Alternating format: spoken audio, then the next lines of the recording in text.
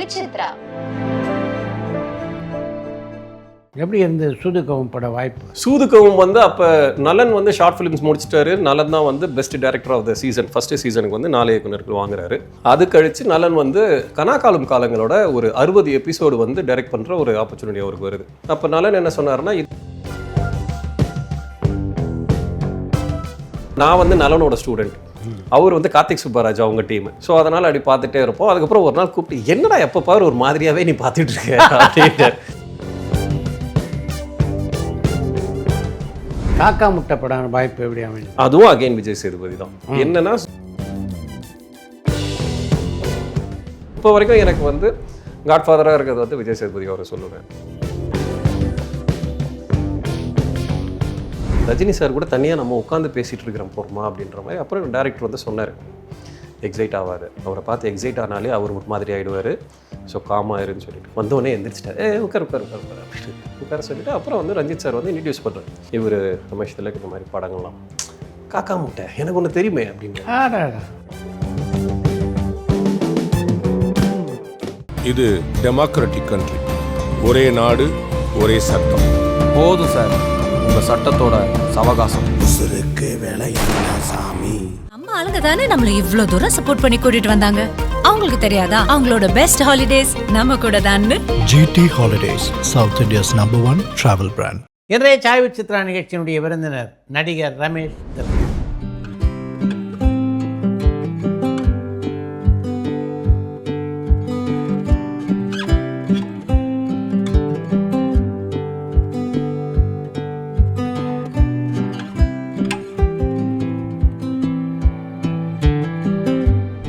Radio ஜாக்கியாக இருந்த ரமேஷ் திலக்கிற்கு சூதுகவும் திரைப்படத்தின் மூலம் தமிழ் சினிமாவிலே ஒரு நல்ல அடையாளத்தை பெற்றுத்தந்தவர் இயக்குனர் நலன் குமாரசாமி.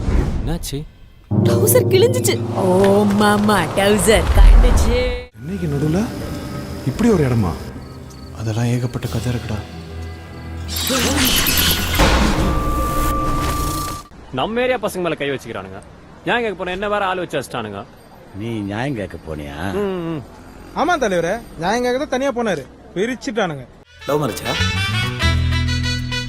மேரேஜ்க்கு அப்புறம் லவ்வா? அப்புறம் என்ன எழவுதான் இது? ஆனா யாரியா நீ? ஃபில்டர் போற எத்தனை ஃபேமிலி ஆகிடுற? எங்க அக்காவை இப்படி தான் கரெக்ட் பண்ணல நீ. சூப்பர் ஸ்டார் ரஜினிகாந்த், விஜய், அஜித் உட்பட தமிழ் சினிமா உலகின் முக்கியமான நடிகர்கள் பலரோடு இணைந்து நடிக்கின்ற வாய்ப்பினை பெற்ற ரமேஷ் திலக் அந்த அனுபவங்கள் பலவற்றை இந்த நேர்காணலிலே பகிர்ந்து கொண்டிருக்கிறார்.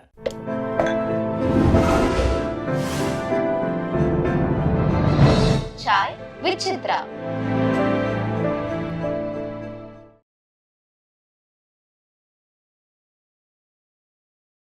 வணக்கம். வணக்கம் சார். சினிமா நடிகராகணுன்ற கனவோட ஆர்ஜேக்கு வந்தீங்களா, இல்லை ஆர்ஜேக்கு வந்ததுனால சினிமாவா? ஆர்ஜேக்கு வந்ததால தான் சார். அப்படியா? மீடியான்றது சுத்தமாக ஐடியாவே கிடையாது. ஓ, நான் படித்த துறை வேறு. ஆமாம். அதுக்கப்புறம் நான் வேலை செஞ்ச துறையும் வேறு, சேல்ஸில் இருந்தேன்.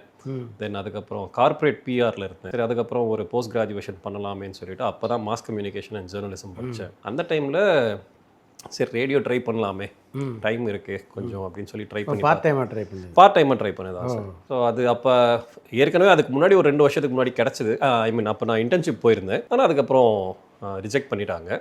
ஸோ அதில் இருந்ததில் ஒரு 10 பேரில் 4 பேர் தான் ஃபைனல் பண்ணுவாங்க. ஒரு 3 மாதம் ட்ரைனிங் கொடுத்தாங்கன்னா அந்த 3 மாதம் ட்ரைனிங்கில் 10 பேர்லேருந்து ஒரு 4 பேர் தான், மீதி 6 பேரில் தான் நாங்கள் ஒருத்தர். 4 பேர் செலக்ட் பண்ணிட்டாங்க. தென் ஒரு 2 இயர்ஸ் கழித்து ட்ரை பண்ணி பார்த்தேன். அப்போ எனக்கு கிடச்சிது. ஸோ அதனால் ரேடியோவில் ட்ராவல் பண்ண ஆரம்பித்தேன். ரேடியோ பண்ணும்போது அப்போ தான் ஷார்ட் ஃபிலிம்ஸ் ஆரம்பித்தாங்க. ஸோ அதுக்கும் ஒரு நண்பர் மூலமாக ஒரு ஆப்பர்ச்சுனிட்டி கிடச்சிது நலனை மீட் பண்ணுறதுக்கு. ஸோ அப்போ அவரை மீட் பண்ணி அவருடைய ஷார்ட் ஃபிலிம் பண்ணேன். ஸோ அதுலேருந்து ஷார்ட் ஃபிலிம்ஸ்லாம் அந்த டைமில் கொஞ்சம் பூமாக இருந்த டைமில் அதில் பண்ண ஆரம்பித்தோம். ஸோ அதுக்கப்புறம் நலன் படம் பண்ண ஆரம்பித்தார். அது மூலமாக நான் சினிமாவில் வந்தேன் சார். ஆர்ஜேன்றதுலாம் ரொம்ப பெரிய விஷயம். அப்போ ரேடியோ தான் சார் அந்த டைமில் ரொம்ப கேட்டது. ஸோ அதனால் எங்கள் சீனியர் பேட்சில் நாங்கள் கேட்டிருப்போம் இல்லைங்களா. ஸோ அதெல்லாம் கேட்டு ரேடியோவில் வேலைன்றது ரொம்ப பெரிய ப்ரைடு. ஸோ அது கிடச்ச உடனே ஜாலியாக ஹாப்பியாக போயிட்டு இருந்தது சார் ரேடியோ டைம்லாம். குரல் வளம்னு ஒன்று சொன்னாங்க, அதுக்காக கற்றுக்கிட்டு வந்தவங்களும் நிறைய பேர் இருக்காங்க. ஏன் நேரம் அந்த டைமில் எங்கள் ஆஃபீஸில் கொஞ்சம் அர்ஜென்ட்டாக ஒரு வேகன்சி இருந்தது, உடனடியாக யாராவது அதை போட்டு ஃபில் பண்ணணும் அப்படின்னு சொல்லி. அதனால் போனேன், ஒரு இது கொடுத்து படிக்க சொன்னாங்க. நான் தமிழ் கொஞ்சம் படிப்பேன், நான் நல்லாவே படிப்பேன். ஸோ அதனால் படித்தேன். ஓகே போட்டாங்க. சரி, எனக்கு ஒரு டவுட்டில் தான் நான் ஃபஸ்ட்டு ஒரு 2 மாதம் போனேன். போனேன், மறுபடியும் அனுப்பிச்சிருவாங்களோ அப்படின்னு சொல்லிட்டு அதுக்கப்புறம் கன்ஃபார்ம் பண்ணிட்டாங்க. ஸோ அதுக்கப்புறம் அதுலேயே ஒரு 10 வருட ட்ராவல்ஸ் போச்சு சார் எனக்கு. அந்த ஜேர்னியில் உங்களுக்கு வந்து இன்னி வரைக்கும் செரிஷ் பண்ணுற மூமெண்ட் அப்படின்னு? இல்லை, என் மனைவியை நான் அங்கே தான் சார் பார்த்தேன். அவங்களும் ஆர்ஜே தான். ஓ சூப்பர், இதை விட பெட்டர். ஆமாம் சார். ஸோ நாங்கள் அங்கே சந்தித்து அங்கே மீட் பண்ணிவிட்டு அங்கேருந்து தான் சார் வெளியே வரும்போது கணவன் மனைவியாக வெளியே வந்தோம் சார். இதை விட செரிஷ் பண்ணுறதுக்கு வேறு என்கிட்ட பெருசாக வேறு எதுவும் இல்லை சார். நடிக்கிறதுக்கு ஆர்வம் எங்கே பிறந்தது? நம்ம இப்போ ரேடியோவில் இருக்கும்போது நிறைய செலிபிரிட்டிஸ் நம்ம இன்டர்வியூ பண்ணுவோம்ல சார். அப்போ வந்து சும்மா நமக்கே தோணும் நம்மளும் ட்ரை பண்ணி பார்க்கலாமா அப்படின்னு ஒரு இதுதான். எனக்கெல்லாம் ஆசை வந்து ஒரு ஃப்ரேம் நின்றுட மாட்டோமா சினிமாவில் நான் நடிச்சிருக்கேன். ஆரம்பத்தில் அப்படி எல்லாம் ஆரம்பத்தில் அப்படி தான். அதே தான் சார். முதல் புள்ளி அப்படித்தானே? அப்படிதான் சார் ஆரம்பிச்சது. ஸோ அப்படி போகும்போது நான் முன்னாடி இந்த மாப்பிள்ளை படம் பண்ணியிருந்தேன். ஆமாம். அதுக்கப்புறம் மங்காத்தா படம் பண்ணியிருந்தேன். பெரிய சிக்னிஃபிகன்ட் ரோல் இல்லாமல். ஆமாம் சார். அப்புறம் முதலாக டைலாக் கொடுத்தது வந்து பாண்டியராஜ் சார். பசங்க பாண்டியராஜ் சார் தான் ஃபஸ்ட்டு டைலாக் ஒன்று கொடுத்தாரு மெரினா படத்தில். ஸோ அது பண்ணேன். ஸோ அதுக்கப்புறம் தான் ஷார்ட் ஃபிலிம்ஸ்லாம் ஆரம்பிச்சது. ஸோ அதை விட இதில் பண்ணும்போது எனக்கு அது ரொம்ப பிடிச்சிருந்தது. ஒரு மாதிரி மொனாட்டனஸாக எல்லாமே போயிட்டு இருந்த டைமில் இது கொஞ்சம் வித்தியாசமாக நம்ம ட்ரை பண்ணுறோம். ஒன்று வேறு கதாபாத்திரமாக இருந்தது. அப்போ வந்து பசங்க வந்து யார்கிட்டையும் பெரிய அளவில் பைசாலாம் கிடையாது. ஆளாளுக்கு இப்போ டேரக்டர் ஒருத்தர் நண்பராக இருந்தாருன்னா அவர் கூட எல்லாருமே ட்ராவல் பண்ணிவிட்டு நாங்கள் நடிக்கணும், அவரு டைரக்ட் பண்ணுவார், அதை எடுத்துகிட்டு போயிட்டு சப்மிட் பண்ணுவாங்க அந்த காம்படிஷனில். அந்த வாரம் வின் பண்ணோன்னா எல்லோரும் போயிட்டு ஏதாவது ஹோட்டலில் உட்காந்து சாப்பிட்டுட்டு அவ்வளோதான். மறுபடியும் அடுத்த வாரத்துக்கு என்ன படம், என்ன கதை பேச போகிறோன்னு இப்படி தான் க்ரியேட்டிவான ஒரு டீமாக இருந்தது. ஸோ இந்த ஜேர்னி எனக்கு ரொம்ப புதுசாகவும் இருந்தது. ஏன்னா நான் கார்பரேட்டில் இருந்தேன். கரெக்ட். ஸோ சேல்ஸில் இருந்தேன். இது க்ரியேட்டிவாக போகிறதுன்றது ரொம்ப நல்லாவே இருந்தது. ஸோ அதுலேருந்து தான் டே பை டே ஓகே இன்னும் கற்றுக்கிட்டேன்லாம் இல்லை சார். கற்றுக்கிட்டே இருக்கேன் சார். டெய்லி பேசிஸில் போயிட்டே தான் சார். நீங்கள் பேட்டி கண்ட நட்சத்திரங்கள் யாரெல்லாம்? நிறைய பேர் இருக்காங்க சார். ஒரு வாட்டி சச்சின் டெண்டுல்கர் சார் கூட இன்டர்வியூ பண்ணியிருந்தோம். தென் அப்போல்லாம் வந்து ஆடியோ லான்ச் நடக்குதுன்னா ஃபஸ்ட்டு யார் வந்து அந்த சாங்கை ப்ளே பண்ணுறாங்கன்ட்டு மற்ற எஃப்எம் ஸ்டேஷன்ஸ்க்கும் எங்களுக்குமே நடக்கும். காம்படிஷனாக இருக்கும். யார் இப்போ இந்த சாங்கை ஃபஸ்ட்டு ப்ளே பண்ண போகிறாங்கன்னு. ஸோ அந்த மாதிரி நிறைய படங்களுக்காக இருக்கட்டும். ஆல்மோஸ்ட் எல்லா செலிபிரிட்டிஸும் நாங்கள் வந்து அந்த டைமில் அப்போ ஆடுகளம் படம் வந்து ரிலீஸ் ஆகுது. ரஜினி சார் வந்து 4 ஃப்ரேம்ஸில் படம் பார்த்துட்டு வெளியே வந்து ஒப்பீனியன் சொல்ல போகிறாரு. ஸோ எங்கள் ஆஃபீஸ்லேருந்து எங்களை தான் அனுப்புகிறாங்க. என்ன அனுப்புகிறாங்க ரஜினி சார்ன்ட்டு ஓடி போயிட்டு சார் படம் பார்த்துட்டு வெளியே வரும்போது எப்படி இருந்தது சார்னா படம் பார்த்துறப்பா முள்ளு மலரும் பார்த்தா மாதிரி இருந்தால். அப்போ சார் வந்து கையை பிடிச்சிட்டு இருந்தார். மைக் எப்படி வச்சுட்டு இருந்தால் இப்படி கையை பிடிச்சிட்டு இருந்தார் சார். நான் அந்த ஃபோட்டோலாம் அப்படியே நான் வந்து போட்டு பாருங்கள் சார் என்ன டச் பண்ணியிருக்காரு அப்படின்ட்டு. ஸோ அந்த டைமில் ஆல்மோஸ்ட் தென் கமல் சாரோட அவங்க வீட்லேயே போய் நிறைய டைம் வந்து இன்டர்வியூ பண்ணியிருக்கோம். இன்டர்வியூ பண்ணுறோன்னா 1-on-1 இருக்காது. நாங்கள் கொஸ்டின்ஸ் கொடுப்போம், அதுக்கு சார் வந்து பதில் சொல்கிறாங்கன்னா அதை நாங்கள் ரெக்கார்ட் பண்ண போவோம். அந்த வேலையை நிறைய பார்த்துருக்கோம். முக்கால்வாசி அந்த டைமில் இண்டஸ்ட்ரியில் இருந்த எல்லா செலிபிரிட்டிஸும் நாங்கள் பண்ணிடுவோம் சார். நலன்குமார் சாமி எங்கே உங்களுக்கு பழக்கம்? என்னுடைய நண்பர் ஒருத்தர் வந்து அவரும் சூரியன் எஃப்எம்ல சவுண்ட் இன்ஜினியர் இருந்தார். டோம்னிக்னு சொல்லிட்டு ஒருத்தர். அவர் வந்து குவிட் பண்ணிவிட்டு அவர் தனியாக ஒரு ஸ்டுடியோ ஒன்று ஆரம்பித்தார். எடிட்டிங் ஸ்டுடியோ மாதிரி, சவுண்ட் டிசைன் ஸ்டுடியோ மாதிரி ஒன்று ஆரம்பித்தார். அவரோட ஸ்டுடியோவுக்கு நலன் போயிருக்கார்.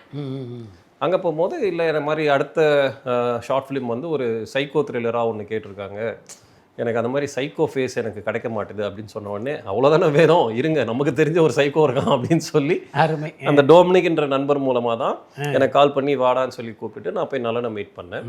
கரெக்டாக இருக்கீங்க, நாளைக்கு ஷூட் அப்படின்னு நலன் சொல்லி அதுக்கு அடுத்த ஒரு 2 நாள் வந்து நாங்கள் ஷூட் எடுத்து முடித்தோம் சார். அப்போ கூட என்னென்னா நான் நலன்கிட்ட ரொம்ப நான் இதெல்லாம் பண்ணேன். நான் அதுக்கு முன்னாடி இந்த சொன்னேன் பார்த்தீங்களா, இந்த மாப்பிள்ளை படம், மங்காத்தா படம் இதெல்லாம் நான் நின்றுட்டேன். அதனால் நான் வந்து சினிமா தாங்க பண்ணுவேன், ஷார்ட் ஃபிலிம்லாம் பண்ண மாட்டேங்க அப்படின்னு சொன்னேன். சார் சினிமா தான் சார் பண்ணணும், நானும் சினிமா தான் பண்ணணும், அதுக்கு முன்னாடி இது ஒரு ட்ரையல் வாங்க பண்ணி காட்டுங்க அப்படின்னு சொல்லி எடுத்தது தான் சார். நலன் எப்போவுமே ரொம்ப கேஷுவலாக சீரியஸான விஷயத்தையே டப்புன்னு முடிச்சு விட்ருவார். சரி வாங்க பார்ப்போம் அப்படின்னு சொல்லி எடுத்துகிட்டு அது அந்த வீக்கில் ப்ளே பண்ணதில் அது ஒரு பெஸ்ட்டு ஷார்ட் ஃபிலிம் அவார்டு வந்தது. ஏன்னா அப்போ வந்து பிரதாப் போத்தன் சார் இருந்தாங்க, நம்ம மதன் சார் இருந்தாங்க. 2 பேருமே நல்லா அப்ரிஷியேட் பண்ணியிருந்தாங்க. ஸோ அதில் வாங்கின உடனே நாளை இயக்குனரில் ஸோ அதிலேருந்து வந்து ஓகே இதை நம்ம ட்ரை பண்ணலாம் அப்படின்றத ஆரம்பிச்சு சார். அது அந்த டோம்னிக்ன்ற நண்பர் மூலமாக தான் நலன் எனக்கு பழக்கமானார் சார். எப்படி இருந்து சூதுகவும் பட வாய்ப்பு? சூதுகவும் வந்து அப்போ நலன் வந்து ஷார்ட் ஃபிலிம்ஸ் முடிச்சிட்டாரு. நலன் தான் வந்து best director of the season, first சீசனுக்கு வந்து 4 இயக்குனர்கள் வாங்குறாரு. அது கழிச்சு நலன் வந்து கனாக்காலம் காலங்களோட ஒரு 60 எபிசோடு வந்து டைரக்ட் பண்ணுற ஒரு ஆப்பர்ச்சுனிட்டி அவருக்கு வருது. அப்போ நலன் என்ன சொன்னார்னா, இது வரைக்கும் காலேஜுக்கே போகாத ஒரு பையன் ப்ராக்ஸி போட்டுட்டு இருக்கான், இப்போ அந்த பையன் காலேஜ் உள்ள வர போகிறான் ஆல்கேட்ஸ்னு ஒரு ரோல் நீங்கள் பண்ணுறீங்களா அப்படின்னாரு. நான் சொன்னேன், என்ன நம்ம சினிமா பண்ணணும், என்ன சீரியல் பண்ண போகிறீங்க, திருப்பி அகைன் டேய் வரியா வரலையாடா அப்படின்னு சொன்னார். இல்லை நான் வரேன் அப்படின்னு சொல்லிட்டு போனேன். அந்த டைமில் கனாக்காலம் காலங்கள் சீசனில் ஆல்கேட்ஸ்ன்றது ரொம்ப எனக்கு ஒரு பெரிய அடையாளம் கொடுத்த ஒரு ரோல் சார். அதை பண்ணிட்டு இருக்கும் போதே நலன் வந்துட்டு ஓகே, அது வந்து அப்படியே வந்து நம்ம இன்டர்நெட் நாளை டேரக்டர் ரவிக்குமார் கையில் கொடுத்துட்டு நான் முன்னாடி போயிட்டு ப்ரீ ப்ரொடக்ஷன் ஒர்க்லாம் பண்ணி வைக்கிறேன், நீங்கள் சீக்கிரமாக முடிச்சுட்டு வாங்கன்னு சொல்லிட்டு போனார். போன உடனே சூதுகோம் ஸ்டார்ட் பண்ணாங்க. சூதுகோம் ஸ்டார்ட் பண்ணி ஃபஸ்ட்டு ஒரு 2-3 ஆப்ஷன்ஸ் என் ரோலுக்கு இருந்தது. அதுக்கப்புறம் நலன் வந்து கொஞ்சம் இல்லை ரமேஷ் வேணும், இதை நான் அவன் பேரை வச்சு தான் எழுதியிருக்கேன் அப்படின்னு சொல்லி கொஞ்சம் எனக்காக பேசி ஷூட் ஆரம்பித்து நான் ஒரு 5வது நாளோ 6வது நாளோ தான் சார் நான் படத்தை உள்ளே போனேன். ஸோ அப்படி ஆரம்பிச்சது ஜேர்னி தான் சார். முதல்ல அடையாளத்தை கொடுத்த படம் வந்து சூதுகோம் தான் சார். தொடர்ந்து விஜய் சேதுபதியோட எக்கச்சக்கமான படம். ஆமாங்க சார், ஆமாங்க சார். எங்கே இந்த அப்படி ஒரு பாண்டிங் கிரியேட் ஆச்சு? சூதுகோம்ல இருந்து தான் சார். என்னன்னா இன்னும் எனக்கு வந்து நான் நாளை இயக்குனர் பண்ணும் போதே அவர் விஜய் சேதுபதி அவர் வந்து அவருடைய அவங்க டீமோட ஷார்ட் ஃபிலிம்ஸும் வரும். அப்போ வந்து பேச்சுவார்த்தை எங்களுக்கு கிடையாது. அவங்க ஒரு டீம் இவங்க ஒரு டீம் அப்படி அந்த இடத்துல மீட் பண்ணுறது நம்ம ஏவிஎம்ல அங்கே பார்க்குறது மட்டும்தான் இருக்கும். மற்றபடி அவருக்கு ஏதாவது ஒரு ஆப்பர்ச்சுனிட்டி வந்து அவரால் பண்ண முடியாமல் போச்சுன்னா இப்போ யார் யாரெல்லாம் வாய்ப்பு தேடுறாங்கன்னு ஒரு ஐடியா இருக்கும் இல்லைங்களா அவருக்கு, அதனால் எங்களுக்கு சொல்லி விடுவார். அந்த இதெல்லாம் அந்த டைம்லேயே எங்களுக்கு சொல்லியிருக்காரு, இந்த மாதிரி ஒரு படம், அந்த படத்துக்கு வந்து கேட்குறாங்க, என்னால் பண்ண முடியாது, ஒரு 5-6 பேராக போங்க, யாரை வேணாலும் செலக்ட் பண்ணுவாங்க சொல்லி அப்படிலாம் எங்களை நிறைய வாட்டி அனுப்பிச்சி விட்ருக்காரு. ஸோ அப்படி போயிருக்கோம். தென் சூதுகோம் ஆரம்பிக்கும் போது தான் ஆரம்பத்தில் அவரும் வந்து அவர் ரம்மி படத்தோட ஷூட்லேருந்து வந்திருந்தார். அவர் வரும்போதே எங்களுக்கு ஒரு 10 நாள் ஆயிடுச்சு. அவர் ரம்மி முடிச்சுட்டு வந்த அன்னிலிருந்தே வந்து நல்ல ஒரு பாண்டு ஒன்று கிரியேட் ஆச்சு. ஏன்னா நிறைய சொல்லி கொடுத்துக்கிட்டே இருந்தார். ப்ளஸ் அவருக்கு என்னன்னா நான் வந்து நலனோட ஸ்டூடெண்ட், அவர் வந்து கார்த்திக் சுப்பராஜ் அவங்க டீம். ஸோ அதனால் அப்படி பார்த்துட்டே இருப்போம். அதுக்கப்புறம் ஒரு நாள் கூப்பிட்டு என்னடா எப்போ பாரு ஒரு மாதிரியாகவே நீ பார்த்துட்டு இருக்க அப்படின்ட்டு. இல்லை கேட்டேங்க சும்மா இந்த டவுட்லாம், ஏன்னாலாம் அவங்க சொல்லி தரக்கூடாதா, இல்லை உனக்கு நான் ஷேர் பண்ணக்கூடாதா என்னோட எக்ஸ்பீரியன்ஸ், அப்படிலாம் நான் சொல்லுங்க அப்படின்ன உடனே இப்போ ஆரம்பித்த ஜேர்னி தான் சார். இப்போ வரைக்கும் அப்படி நல்லபடியாக அவருடைய கண்காணிப்பில் தான் சார் போயிட்டு. காக்கா முட்டை படம் வாய்ப்பு எப்படி அமைஞ்சது? அதுவும் அகைன் விஜய் சேதுபதி தான். என்னன்னா சூதுகோம் அப்போ பண்ணிட்டு இருந்தோம். காக்கா முட்டைக்கு வந்து அப்போ ஆடிஷன் எடுக்கிறாங்க. இப்போ வந்து விஜய் சேதுபதி அவங்க சொன்னது வந்து என்னன்னா, இந்த மாதிரி காக்கா முட்டை இப்போ மணிகண்டன் எனக்கு நல்லாவே தெரியும், ஷார்ட் ஃபிலிம்ல இருந்தே தெரியும் அவங்க. ஸோ அவர் ஆரம்பிக்க போறாரு, எல்லாம் போய் ஆடிஷன் கொடுங்க அப்படின்னு சொல்லிட்டு ஆடிஷன் கொடுக்கறதுக்கு தான் போனேன். அப்போ நான் அவர்கிட்ட கேட்டேன், என்ன ரோல்னே தெரியாது, நம்ம இப்போ சூதுகோம் பண்ணிட்டு இருக்கோம், இது சூப்பராக இருக்குது, அது என்ன ரோல்னு தெரியாது, அதெல்லாம் நீ யோசிக்காத, இப்போ அங்கே என்ன நடக்கும்னு இதை யாருக்கும் தெரியாது. போனேன். ஆக்சுவலாக வச்ச ஆடிஷன் வந்து கெட்ட வார்த்தை பேசணும், கெட்ட வார்த்தை பேசி ஒரு 2 பேரை வந்து இது பண்ணணும். அது வரைக்கும் தேடிட்டே இருந்தாங்க போல். நான் போன உடனே அதை செலக்டட், நான் பேசுகிற பேச்சு நீ தான் எதிர்பார்த்த மாதிரி கெட்ட வார்த்தை பேசி உன்னை தாண்டா தேடிட்டு இருக்கேன் அப்படின்னு சொல்லிட்டு அதை ஸ்டார்ட் பண்ணிட்டு அப்படி ஆரம்பித்த ஒரு தான். அதே மாதிரி அந்த படத்தில் யோகி பாபு ரோல் வந்து வேற ஒருத்தர் செலக்ட் ஆயிருந்தார். அப்புறம் அவர் கடைசி நிமிஷத்தில் அவருக்கு ஏதோ சம் இஷ்யூஸ்ன்றதால அவர் வர முடியல. அதுக்கப்புறம் யோகி பாபு உள்ள வந்தான். ஸோ அப்போ ஆரம்பித்தது தான் காக்கா முட்டை. அப்படி தான் அந்த ஜேர்னி ஸ்டார்ட் ஆச்சுங்க சார். நடிப்பு இயல்பாக வந்ததா, இல்லை இதில் நாம் வந்து இன்னும் கொஞ்சம் பயிற்சி பெறணும் அப்படின்ற எண்ணம் இருந்ததா? பயிற்சி பெறணுன்ற எண்ணம் எனக்கு இப்போ வரைக்கும் இருக்குங்க சார். பட் நான் அதுக்காக இப்போ வரைக்கும் எதுவும் பிரத்யேகமான கிளாஸில் எதுவும் போனது இல்லைங்க சார். முடிஞ்ச வரைக்கும் சும்மா ரிஹர்சல் பண்ணி பார்ப்பேன், இப்படி பேசினா எப்படி இருக்கும், சில கேரக்டர்ஸ்லாம் நம்ம பார்த்துருப்போம். ஸோ இவங்கள மாதிரி ட்ரை பண்ணி பார்ப்போமே. நான் இருந்த இடங்களில் என் ஃப்ரெண்ட்ஸ் வீடு பக்கத்தில் நான் சந்திக்கிற ஆட்களில் அந்த சில பேர்லாம் யூனிக்கான கேரக்டர்ஸ்லாம் இருந்திருக்காங்க. ஸோ அவங்கள பார்க்கும்போது இந்த கேரக்டர் இப்படி தானே பேசுவோம், இதே மாதிரி நம்ம பேசி பார்க்கலாம்ல அப்படின்னு சொல்லி ட்ரை பண்ணி பார்த்தது தான் சார். பட் இன்னும் முறையான சில இதெல்லாம் கற்றுக்கணும்னு இருக்கு, போகணும் சார். எனக்கு மிகைப்படுத்துதல் எனக்கு வராது சார், அது ஃபிக்ஸ் பண்ணலை சார், எனக்கு வரல சார். அது சில படங்களுக்கு அது தேவையும் படுது சார். அப்போ தடுமாறி இருக்கீங்களா? ரொம்ப தடுமாறி இருக்கேன் சார். எனக்கு ஒரு படத்துலலாம் வந்து மன்னிச்சிருங்க இந்த படம் நான் பண்ணலாம் சொல்லிட்டு வந்திருக்கேன். இந்த அப்படின்ற அந்த ஒரு விஷயம்லாம் இருக்கீங்களா, அது எனக்கு வராது சார். ஐயோ அம்மானு கூட கத்திடுறேன், வலி தாங்க முடியாமல் கத்தணுமா அப்படி கூட நான் கத்திடுறேன், சந்தோஷமாக கூட சிரிச்சிடுறேன். இந்த இல்லாத ஒரு விஷயத்தை மேனரிசத்தை எனக்கு புகுத்துறது எனக்கு வராது சார். அதனால் அதை நான் சொல்லியிருக்கேன், இல்லை சார் இந்த படம் இந்த ரோல் பண்ணனா உங்களுக்கும் சரியாக வராது, எனக்கு வரல சார் அப்படின்னு சொன்னால், ஆமாம் தெரியுது ரமேஷ் நீங்கள் ரொம்ப கஷ்டப்படுறீங்கன்னு சொல்லிட்டாங்க. அதனால் நான் அந்த மாதிரியான கதாபாத்திரங்களில் வரல, ஃபிக்ஸ் பண்ணலை சார். நான் கொஞ்சம் இப்படி டெலிவரி பண்ணி பார்ப்போமே, அது அந்த டைரக்டருக்கு பிடிச்சிருந்ததுன்னா ஓகே, இன்னும் அவங்க சேஞ்ச் பண்ண சொன்னாங்கன்னா வேற ஒன்றா பண்ணி பார்க்கலான்னு. நான் அப்ளை பண்ண வரைக்கும் சில பேருக்கு பிடிச்சிருக்கு, சில பேர் இன்னும் கொஞ்சம் பண்ணி பார்க்கலாமேனா அந்த மாதிரி நான் எக்ஸ்ட்ரீம் ட்ரை பண்ணியிருக்கேன், அதுவும் ஓகே இருக்கு சார். மற்றபடி பெருசான்றது எனக்கு வரல சார். இது மாதிரி படங்கள் பண்ணிக்கிட்டு இருந்த காலகட்டத்தில் உங்களுடைய மனநிலை என்ன வருது? இந்த மாதிரியான ரோல் தான் பண்ணணும் அப்படின்றத நான் வைக்கல சார். எனக்கு வந்து சில ஆப்பர்ச்சுனிட்டிஸும் வந்தது, லீடாக வச்சுக்கோங்க அப்படின்னு. எனக்கு அது வந்து என்னால் அக்செப்ட் பண்ணிக்க முடியல. அப்படியா? என்னாலேயே முடியல. அதுக்கு நான் பொருந்த மாட்டேன்னு எனக்கே தெரிஞ்சு, என்னால் நான் பண்ண முடியும், என்னால் புல் பண்ண முடியும்னு நான் நினைக்கிற கதைகளை நான் ரெடியாக இருந்தேன். ப்ளஸ் அந்த டைமில் ரொம்ப இம்பார்ட்டண்டான தருணங்களில் தப்பான சில இடங்களில் நான் இருந்துட்டேன். அதுவும் எனக்கு வந்து அது நடக்காமல் போயிடுச்சு. சில பேரோட கைடன்ஸ் வந்து எனக்கு இதை எடுத்துக்கோ அப்படின்னு சில பேர் சொன்ன ப்ராஜெக்ட்ஸ் அது சரியில்லை எனக்கு. அது சரி கிடையாது. சில பேர் இதை எடுக்காதுன்னு சொன்ன ப்ராஜெக்ட்ஸ் ரொம்ப நல்லாவே இருந்தது. என்னடா இது, சரி இதை பண்ணால் இவங்க தப்பாக எடுத்துப்பாங்க, இதை பண்ணால் இவங்க தப்பாக எடுத்துப்பாங்கன்னு சொல்லி நான் இப்படியே அதை கொஞ்சம் விட்டுட்டேன். அதுக்கப்புறம் வந்தது எல்லாமுமே எனக்கான ஒரு ஸ்டீடியோ டைப் ஒன்று இருந்தது சார். ஆரம்பத்தில் என்னுடைய படங்கள்லாம் பார்த்தீங்கன்னா எல்லாத்துலேயுமே தண்ணி அடிச்சுக்கிட்டே இருக்கணும், பார்லேயே இருக்கணும், இதே தான் வேலையாக இருந்தது. அதுலேருந்து ஒருத்தன் எப்படி மீண்டு எழுந்து வரான் அப்படின்றது வந்து எனக்கு ஒரு டாக்குமெண்ட்ரி ஃபீல் மாதிரியே இருந்தது. இல்லைங்க எனக்கு இப்போ இது வேண்டாம், கதாபாத்திரத்தோட முதல்ல நாம மீண்டு வெளியே வரணும் இல்லையா சார். அதனால் வந்து நான் முடிஞ்ச வரைக்கும் அது கொஞ்சம் அவாய்ட் பண்ணிட்டேன். பட் ஒரு டைமுக்கு மேலே எனக்கு பயம் வந்துருச்சு. வர்றதெல்லாம் இதே மாதிரி நான் அவாய்ட் பண்ணிகிட்டே இருந்தேன்னா நாளைக்கு நான் என்ன பண்ண போகிறேன், இது இந்த இடத்துல தானே நான் சர்வை பண்ணி ஆகணும்னு சொல்லிட்டு அதுக்கப்புறம் இப்போ வரைக்கும் முடிஞ்ச வரைக்கும் இந்த கேரக்டர்ஸை மினிமலாக வச்சுட்டேன் சார். எப்போவுமே இதுவாக இருப்பான், பசங்கள்லாம் சேர்ந்து குடிச்சிக்கிட்டே இருப்பானுங்க, நம்ம அடிச்சு சுற்றிட்டு இருப்பானுங்க அப்படின்றத கொஞ்சம் கம்மி பண்ணிட்டு தான் சார் போயிட்டுருக்கு. இந்த காலகட்டத்தில் உங்களுக்கு வந்து ரொம்ப அனுசரணையாக இருந்தது அப்படின்னா யாரெல்லாம்? இப்போ வரைக்கும் எனக்கு வந்து காட்ஃபாதராக இருக்கிறது வந்து விஜய் சேதுபதி அவரை சொல்லுவேன். இல்லையா? கண்டிப்பாக ஏதாவது ஒரு டிசிஷன் எனக்கு தேவை அப்படின்றத நான் அவர்கிட்ட தான் நான் இது பண்ணுவேன். அப்புறம் சில பேர் இருந்தாங்க, அவங்க இப்போ இல்லை, ஐ மீன் அந்த ஜோனில் அவங்க இல்லைன்றது எனக்கு தெரிஞ்சது. நண்பர்களாக நிறைய பேர் இருக்காங்க. அந்த நண்பர்கள்லேயும் நான் கொஞ்சம் வாங்கிட்டேன். ஓ டே, அப்போ நீ அவ்வளோ நாள் பேசினா டிப்பா கோபால் அப்படின்ற மாதிரி இப்போ வந்து சில ரொம்ப சூஸியாக தான் சார் வச்சுருக்கேன். முன்னாடி எனக்கு ஒரு நிறைய பட்டாளமே இருந்தது.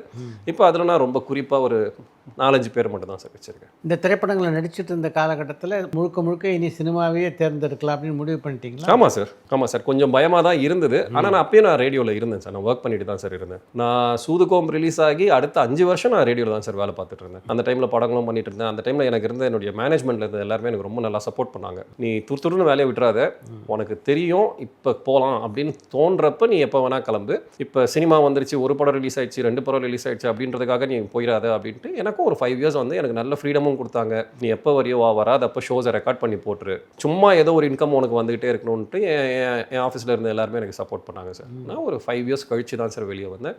அந்த டைமில் கொஞ்சம் தைரியம் இருந்தது சார், பார்த்துக்கலாம் அப்படின்னு சொல்லிட்டு வெளியே வந்தது தான் சார்.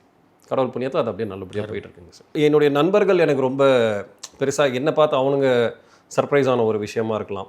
ஏன்னா நம்ம கூட இருந்த ஒரு பையன், நம்ம கூட சுற்றிட்டு இருந்தவன் ஒரு படம் ஒன்று பண்ணிவிட்டான், அந்த படம் நல்லபடியாக இருக்குது, இவனும் நல்லா நடிச்சிருக்கான் அப்படின்ற ஒன்று. என் கூட ஒர்க் பண்ண கலீக்ஸ் எல்லாருமே எனக்கு ரொம்ப, நான் ஒரு வாட்டி என்ட்ரு ஆகிற என் ஆஃபீஸே கிளாப் பண்ணாங்க, ரொம்ப சந்தோஷமாக இருந்தது. அப்புறம் என்னை மீட் பண்ண நிறைய செலிப்ரிட்டிஸ் வந்து நீ சொல்லவே இல்லைடா நீ நடிப்பேன்னு. நான் எங்கெங்கே நடித்தேன், டேரக்டர் சொன்னார் நடிச்சுட்டு வந்தாங்க, மற்றபடி ஒன்றும் இல்லை நீ இதை பர்சூ பண்ணு, இது ரொம்ப நல்லா இருக்குது, நீ இதை பிடிச்சிரு எப்படியாவது அப்படின்னு சொல்லிட்டு யாருமே வந்து ஏன் அப்படின்லாம் கேட்கல. சூப்பர், இதை பண்ணு ஏதோ ஒன்று வரும் நீ பண்ணிடு அப்படின்னு சொல்லிட்டு பண்ணாங்க சார். பாராட்டுகளை சந்திச்ச மாதிரி கடுமையான விமர்சனங்கள் அந்த காலகட்டத்தில் இருக்குது சார். நான் சந்தித்தது வந்து எப்படின்னா கூட அதுவும் தெரியாத முகங்கள், இந்த ஃபேக் ஐடி ஆட்கள் இருப்பாங்க பார்த்தீங்களா, அந்த மாதிரியான இதில் எனக்கு வந்த கமெண்ட்ஸ்லாம் நான் கொஞ்சம் இது பண்ணிட்டேன். 100 பேர் நம்மளை புகழ்ந்துருந்தாலும் அதை நம்ம பெருசாக எடுத்துக்க மாட்டோம். ஒருத்தர் திட்டினார்னா அதுவே மைண்டில் போகும் இல்லைங்களா. ஸோ அந்த மாதிரி எனக்கான தருணங்கள்லாம் இருக்குது. என் உருவ கேலி பண்ணது, இந்த முகத்தெல்லாம் க்ளோஸ்அப்லாம் வச்சிடாதீங்க, பார்க்க முடியல, மொட்டிக்கிட்டு வருது அப்படின்ற மாதிரியான கமெண்ட்ஸ்லாம் நான் பார்த்துருக்கேன். அப்புறம் சில ஆக்டர்ஸ் வந்து வெளியில் மீட் பண்ணும்போது சில பேர் அந்த டைமில் இருந்தவங்க வந்து அவங்களோட ஃபிசிக்கை வச்சு என்ன கொஞ்சம் பார்ப்பாங்க, பாரு இப்போ எல்லாம் வந்து இந்த மாதிரியான இவங்களுக்கு தான் நடக்குது, நமக்கு நடக்கலை பற்றியா, நேரம் டேரெக்டாகவே இது அவங்க ஃப்ரெண்ட்ஸோடு இருக்கும்போது நம்மளை உட்கார வச்சு ஒன்று பேசும்போது ஓகே நான் அந்த இடத்த விட்டு நகர்ந்து போயிடுவேன். எனக்கும் இருக்கும், ஆமாம் உங்களுக்கு ஒரு வருத்தம் இருக்கும், நீங்கள் ஒரு சீனியர் பர்சன் தான், உங்களுக்கு இப்போ அந்த சக்ஸஸ் தேவைப்படுது, பட் நாங்கள் ஒன்றும் உங்கள் சக்ஸஸை பிடிக்கி வைக்கலையே, நல்ல இடத்துல நீங்கள் உட்காந்தீங்கன்னா நல்ல கதை உங்களுக்கு வந்ததுன்னா உங்களுக்கு அமைய போகுது. நான் பண்ணுற எல்லா படமும் சக்ஸஸ்ஃபுல்லான படங்கள் கிடையாது, எனக்கும் டவுன்ஃபால் இருக்குது, ஒரு படம் மாறும் ஒரு படம் தூக்கும், அப்படி தான் போயிட்டுருக்கு. பட் அந்த மாதிரியான இடத்துலாம் அப்போ இருந்தது சார். இதெல்லாம் ஸ்டார்டிங்கில் எனக்கு வந்து பார்க்கும்போது கொஞ்சம் ஐயோ என்ன இது அப்படின்னு இருந்தது. அதுக்கப்புறம்லாம் அதெல்லாம் பார்த்தா சிரிப்பேன், ஜாலியாக இருக்கும். ஓகே வயிறு எரியா எரிஞ்சிக்கோ அப்படின்ட்டு போயிருப்பேன் சார். அப்படி தான் சார் நான் கடந்து வந்துடுவேன். சமன்படுத்திக்கிறது எனக்கு டைம் எடுத்துச்சு சார். நான் சூதுகம் முடிச்சுட்டு வந்து ஒரு 5 வருஷம் ஆச்சுங்க சார். 5 வருஷம் கழிச்சு தான் இப்போ நான் வந்து மொத்தமாக நான் வந்து 16 வருஷம் ஆகுது சார். 11 வருஷத்துக்கு முன்னாடி வந்து கொஞ்சம் நான் கிளியர் ஆனேன் சார். இதெல்லாம் எடுத்துக்க கூடாது, ஏன்னா கல் தான் அடிக்கடி மேலே பட்டுக்கிட்டே இருக்கும், எல்லாரும் நம்மளை புகழ்ந்துட்டே இருக்க மாட்டாங்கன்றது தெரிஞ்சு போச்சு. ஸோ எதுக்கு பழகிக்கிறது நல்லது. பாராட்டுக்கு வந்து எப்பயாவது தான் கிடைக்கும், அதுக்கு நம்ம ரியாக்ட் பண்ணி தான் போகிறோம். திட்டு தான் எப்போவுமே வந்துட்டு இருக்க போது, இதை நம்ம பழகிப்போம் அப்படின்னு சொல்லிட்டு இப்படி பழகிக்கிட்டேன் சார். நீங்கள் வந்து ரொம்ப ரசித்த உங்களுக்கு ரொம்ப பிடித்த கதாபாத்திரம் அப்படின்னு எது இதெல்லாம்? எனக்கு எங்கள் சூதுகவும் பிடிக்கும் சார். ஆரஞ்சு மிட்டாய் எனக்கு ரொம்ப பிடிச்ச படம் சார். டிமாண்டே காலனி, அந்த விமல்னு ஒரு கேரக்டர், இமைக்காரோடிகள் பண்ணது, டிக் டிக் டிக் பண்ணது, அப்போ இந்த ஓமை கடவுள் இல்லை, இந்த கடவுளாக 2 கடவுளில் ஒரு கடவுள் பண்ணது. குட் நைட் எனக்கு குட் நைட் மிகவும் நெருக்கமான படம். குட் நைட் ரமேஷ் ரமேஷ் தான். அதே மாதிரி டூரிஸ்ட் ஃபேமிலியில் பைரவன் கேரக்டர் சார், அந்த போலீஸ், அந்த காப், இதெல்லாம் வந்து எனக்கு ரொம்ப நெருக்கமான ஒரு படங்கள் தான். இதுக்கு நடுவில் படங்கள் இருக்குது, பட் இது வந்து என்ன ஒரு கட்டத்துக்கு என்னை கொண்டு போன படமாக இருந்ததுங்க சார். ரஜினியோட நடிக்க வாய்ப்பு கிடைச்சப்ப எப்படி இருந்தது சார்? கையை பிடிச்சப்பவே அதை நான் ஃபோட்டோ எடுத்து சீக்கிரம் யாராவது ஃபோட்டோ எடுங்கன்னு அதை ஜூம் பண்ணி நான் ஃபேஸ்புக்கில் அப்போ இருந்த பிளாட்ஃபார்மெல்லாம் போட்டுட்டு இருந்தேன். அப்போ வந்து கபாலி ஆரம்பிக்கிறாங்க. நான் சரி வெயிட் பண்ணிட்டு இருந்தேன், ரஞ்சித் சார் கிட்ட இருந்து எப்படியாவது கால் வந்துடும் நமக்கு. அவர் தெரியுமா அதுக்கு முன்னாடி உங்களுக்கு? எனக்கு சூதுகவும் பார்த்துட்டு அப்போ சிவி குமார் இதில் தான் அவங்களும் வந்து அட்டகத்தி பண்ணியிருந்தாங்க. ஸோ அப்போ ஏதாவது ஒரு ஃபங்க்ஷன் கெட் டுகெதர்னா அவங்களும் வருவாங்க. அப்போ எனக்கு வந்து சூதுகவும் பார்த்துட்டு ரொம்ப நல்லா பண்ணியிருந்தேன் நீ அப்படின்னு சொல்லியிருந்தார். அவ்வளோதான் எனக்கு தெரியும், மற்றபடி வேறு ஒன்றும் பெருசாக பழக்கம் இல்லை. பட் கபாலி நடக்கும்போது நான் வெயிட் பண்ணிகிட்டே இருந்தேன், கூப்பிடுவாங்கன்னு வரல கால். என்னோட நண்பன் ஒருத்தர் இருந்தான், கோபிநாத் சிகாமணின்னு, அவன் இப்போ தவறிட்டான். அவன் வந்து அந்த படத்தில் நடிச்சுக்கிட்டு இருக்கான் கபாலியில். நான் சொல்கிறேன் அவன்கிட்ட, டே சொல்கிறா அவர்கிட்ட, சும்மா அவுட் ஆஃப் ஃபோக்கஸ்லையாவது நான் போயிடுறேன்டா, ரஜினி சார் படம்டா, இவரே கொடுக்கலன்னா வேறு யாரா எங்களுக்கெல்லாம் கொடுப்பா, இப்படிலாம் பேசிகிட்டு இருந்தேன். அப்புறம் ஒரு நாள் அவர் பேசினார், ஒரே ஒரு நாள் சும்மா ஒரு ஷாட் இருக்கும் பரவாயில்லையா அப்படின்னாரு. நான் அப்போ மோன் ஒரு படம் நடிச்சிட்ருக்கேன். அந்த படத்துலேருந்து நான் இந்த டேரக்டர்கிட்ட கொஞ்சம் போகணும், கபாலியில் கூப்பிட்டாங்க. இந்த டேரக்டர் நல்ல ஃப்ரெண்ட்லியான பர்சன், சிரிச்சிட்டே தான் கேட்டார், அப்போ இதெல்லாம் ஷூட்டிங் இல்லையா அப்படின்னாரு. எனக்கு புரியுது, தெரியுதா, ரஜினி சார் கூட நடிக்கிறோம், அந்த படத்தை கூப்பிடுறாங்க. ஏன்னா அன்னியோட வந்து அந்த ஸ்கெடியூல் முடிச்சுட்டு மலேசியா கிளம்புறாங்க. அதுக்கு முன்னாடி எடுக்க வேண்டியதில்லை, இப்போ மோகன் ஸ்டுடியோவில் தான் செட்டு போட்டு எடுத்துகிட்டு இருந்தாங்க. கிளம்புறாங்கன்னு சொன்ன உடனே புரியுதுன்னா நீங்கள் போங்க அப்படின்னு சொல்லுவோம். போயாச்சு, போய் உட்காந்துட்டு அந்த இதே மாதிரி தான் ஒரு டேபிள் சேர் ஒன்று போட்டாங்க, இங்கே உட்காருங்க, காஸ்டியூம்லாம் கொடுத்து என்னென்னமோ பண்ணிகிட்டு இருந்தாங்க. கபாலி சேரை போடுங்க அப்படின்னாங்க. பார்த்தா எதிர்க்க போடுறாங்க. எனக்கு புரியலை, ரஜினி சார் கூட தனியாக நம்ம உட்காந்து பேசிகிட்டு இருக்கிறோம் போகிறோமா அப்படின்ற மாதிரி. அப்புறம் டேரக்டர் வந்து சொன்னார், எக்ஸைட் ஆகாது, அவரை பார்த்து எக்ஸைட் ஆனாலே அவர் ஒரு மாதிரி ஆகிடுவார், ஸோ காமாயிருன்னு சொல்லிட்டு வந்தோடனே எந்திரிச்சிட்டார். உட்கார் அப்படின்னு உட்கார சொல்லிவிட்டு அப்புறம் வந்து ரஞ்சித் சார் வந்து இன்ட்ரடியூஸ் பண்ணுறாரு, இவர் ரமேஷ் திலக் இந்த மாதிரி படங்கள்லாம், காக்கா முட்டை எனக்கு ஒன்று தெரியுமே அப்படின்னு. சூப்பராக இருந்தது, ரொம்ப ரஜினி சார் என்னை பார்த்துருக்காரு, எக்ஸைட்மெண்ட் தாங்கலை. நடித்து முடிச்சாச்சு, போனார், படம் முடிஞ்சிச்சு. பட் ஒரு சீன் தான், ஒரே ஒரு சிங்கிள் ஷாட் ஒன்று வரும், அது முடிஞ்சிருச்சு. நெக்ஸ்ட்டு வந்து காலா ஆரம்பிக்கிறாங்க. காலாவில் என்னை கூப்பிட்டு இந்த மாதிரி ஒரு ரிப்போர்ட்டர் ரோல் ஒன்று இருக்குது, அதை நீ பண்ணிக்கோ அப்படின்னு. ஓகே.